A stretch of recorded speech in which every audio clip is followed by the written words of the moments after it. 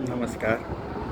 धार्मिक रत्न चैनल में आपका स्वागत है। जैसा कि आप जानते हैं, इस चैनल के माध्यम द्वारा हम श्रीमद् भागवत की पवित्र कथा धारावाहिक रूप में प्रस्तुत कर रहे हैं। 20 प्रकरण हो चुके हैं, आज 21वां प्रकरण है। इसके साथ ही नवम स्कंद की कथा शुरू होती है। नवम स्कंद में शुकदेव जी ने राजा परीक्षित को सूर्यवंशी और चंद्रवंशी राजाओं की कथा सुनाई है। हम पहले सूर्यवंशी राजाओं के बारे में बताते हैं। महाप्रलय के बाद विष्णु जी की नाभि से कमल उत्पन्न हुआ।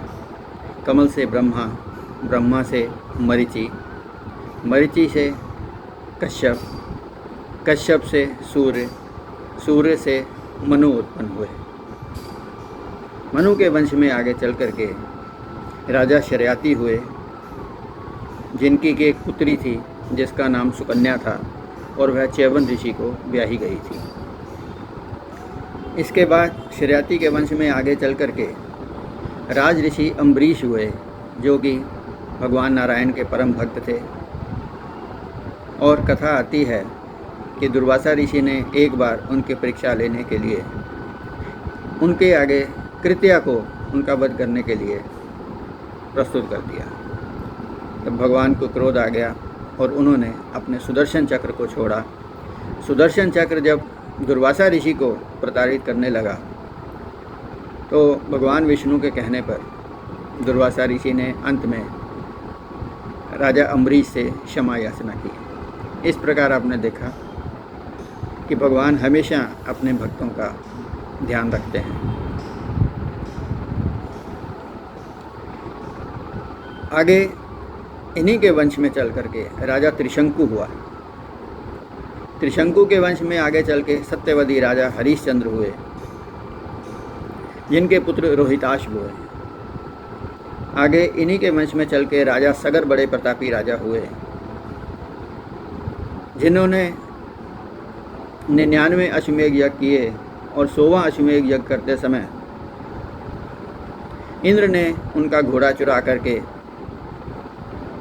कपिल मुनि के आश्रम में बांध दिया।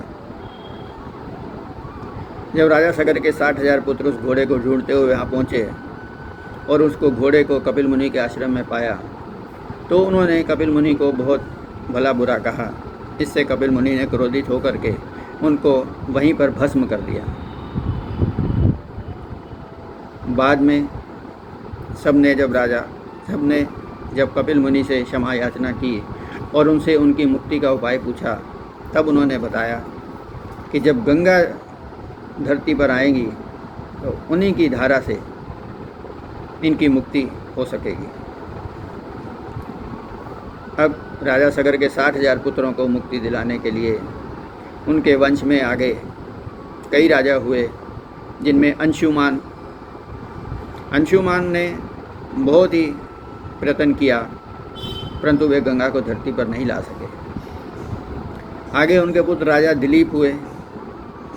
राजा दिलीप ने, उनके कोई संतान नहीं थी। मुनि वशिष्ठ के कहने पर उन्होंने गायों का बहुत ही सेवा शुश्रूषा की और उनसे उनको पुत्र उत्पन्न हुआ। उनके ही आगे राजा भगीरथ हुए। जब उनको पता चला कि उनके वंश में सब गंगा को धरती पर लाने के लिए प्रयत्न करते रहे परंतु सफल नहीं हो पाए, तो उन्होंने भी गंगा को धरती पर लाने के लिए भारी तपस्या प्रारंभ कर दी। उनकी घोर तपस्या देख करके गंगा देवी स्वयं प्रकट हुई और उन्होंने बताया कि मैं सीधा धरती पर नहीं आ सकती हूँ, कि मेरा वेग बहुत ही तीव्र है। अगर मैं धरती पर आऊँगी तो वह धरती चीर करके पानी नीचे चला जाएगा। अतः आप भगवान शंकर की तपस्या करें, अगर वो अपनी जटाओं में मेरे वेग को संभाल लेंगे तो फिर मैं धरती पर आऊँगी। यह सुनकर के भगीरथ ने भगवान शंकर की घोर तपस्या की, जिससे भगवान शंकर प्रकट हो गए और उन्होंने उसको वरदान मांगने के लिए कहा। तब भगीरथ ने उन्हें बताया कि इस तरह से मैं गंगा को धरती पर लाना चाहता हूँ, परंतु वह कह रही हैं कि अगर शंकर जी अपनी जटाओं में मेरे वेग को संभालेंगे मैं तभी आऊँगी। यह सुनकर शंकर जी ने कहा कि आप गंगा का आह्वान करो, मैं अपनी जटाओं में गंगा को स्थान दूंगा। इस प्रकार भगीरथ के आवाहन करने पर गंगा जी शंकर जी की जटाओं में समा गई और शंकर जी की जटाओं से निकल करके वे भगीरथ के पीछे पीछे एक रथ में भगीरथ चल रहे थे, पीछे पीछे चल पड़ी और वो 4 दिशाओं में विभक्त भी हो गई। भगीरथ ने कपिल मुनि के आश्रम की ओर चले गए, जहाँ उनके 60,000 पुरखे जो भस्म हो गए थे उनको मुक्ति दिलाई। इस प्रकार आपने देखा कि पापनाशिनी गंगा का अवतरण हुआ। इसी वंश में, सूर्य वंश में आगे चल करके राजा खटवांग हुए, जिनका वर्णन हम दूसरे स्कंद में पहले कर चुके हैं। उन्हीं के वंश में आगे चल करके राजा अज हुए, अज के दशरथ हुए और दशरथ के घर भगवान नारायण ने श्री राम के रूप में अवतार लिया। श्रीमद् भागवत में क्योंकि 24 अवतारों की कथा कही गई है, इसलिए श्री राम जी की कथा भी, रामायण की कथा भी इसमें बहुत सी संक्षिप्त रूप से कही गई है। यह कथा विस्तार से श्री रामायण में वर्णित है।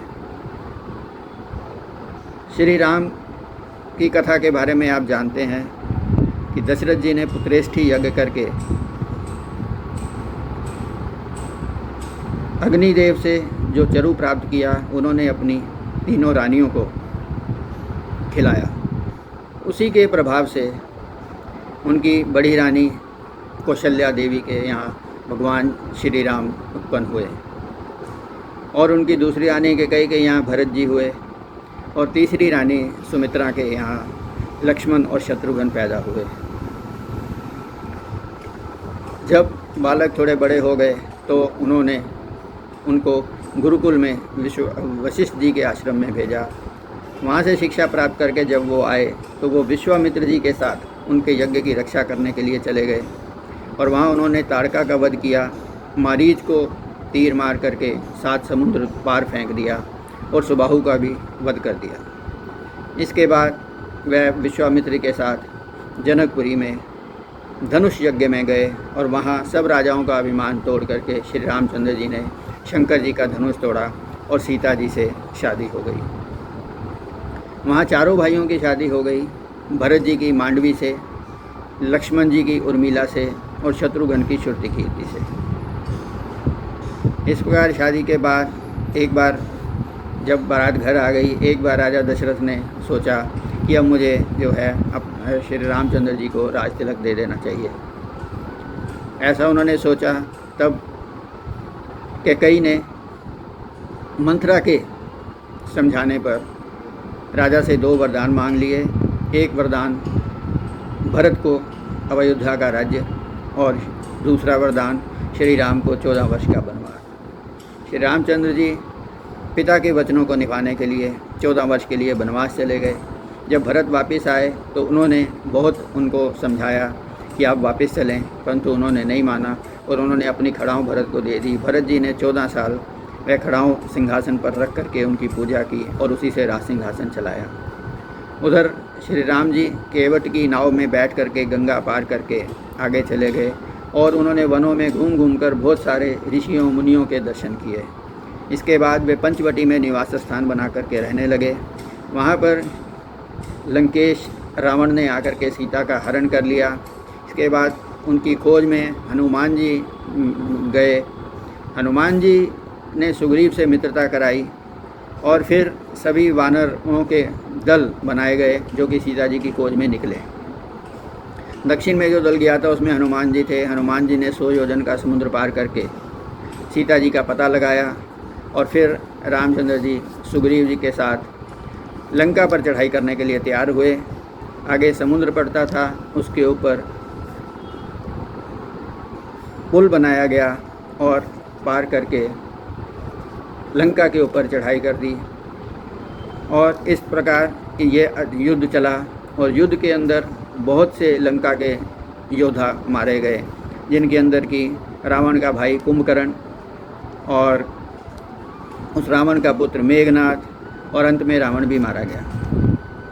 और रावण का भाई विभीषण श्री राम जी से आके मिल गया था, उसको श्री राम जी ने लंका का राज्य दे दिया और स्वयं पुष्पक विमान में बैठ करके अयोध्या वापस आ गए। और फिर श्री राम का 14 वर्षों के बाद राज्य सिंहासन पर राज तिलक हुआ, और इस प्रकार उनके चारों भाइयों के 2-2 पुत्र हुए। रामचंद्र जी के पुत्रों का नाम लव और कुश था। इस प्रकार श्री राम की कथा संक्षिप्त रूप से श्रीमद् भागवत में बताई गई है।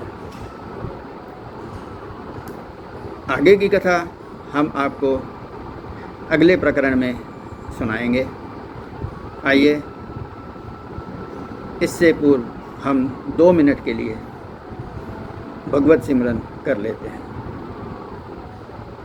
श्रीमन्नारायण नारायण नारायण, श्रीमन्नारायण नारायण नारायण, श्रीमन्नारायण नारायण नारायण, श्रीमन्नारायण नारायण नारायण, श्रीमन्नारायण नारायण नारायण, श्रीमन्नारायण नारायण नारायण, श्रीमन्नारायण नारायण नारायण, श्रीमन्नारायण नारायण नारायण, श्रीमन्नारायण नारायण नारायण, बद्री नारायण नारायण नारायण, लक्ष्मी नारायण नारायण नारायण, श्रीमन्नारायण नारायण नारायण।